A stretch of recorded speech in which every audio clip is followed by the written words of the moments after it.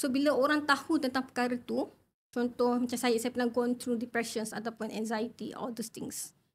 Orang yang baru nak mengalami tu, dia mencari rujukan. Siapa yang pernah go through? Siapa yang pernah melalui?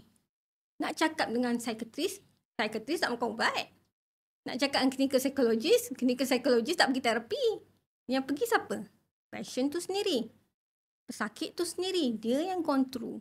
And dia know how the good and disadvantage of having this illnesses. Daripada situ sebenarnya, pengalaman-pengalaman tu sebenarnya membantu orang yang baru nak kena ni. So dia boleh cut dia punya proses, dia tak perlu langgar benda-benda yang sepatutnya kena langgar ni. Dia boleh cut the process and dia bukan get help lagi cepat. Itu sebenarnya tujuan saya kenapa saya buat support. Sebabnya kalau nak cakap pasal mental health ni, orang semua takut.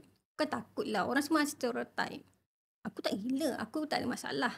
Tapi bila you hit rock bottom tu maksudnya bila titik terendah dalam hidup you tu, you tak boleh function. You anxiety setiap masa, you rasa nak muntah setiap masa, you rasa diri you tak berguna, you rasa hidup you ni tak ada kebaikan. Benda-benda tu sebenarnya you dah hit rock bottom.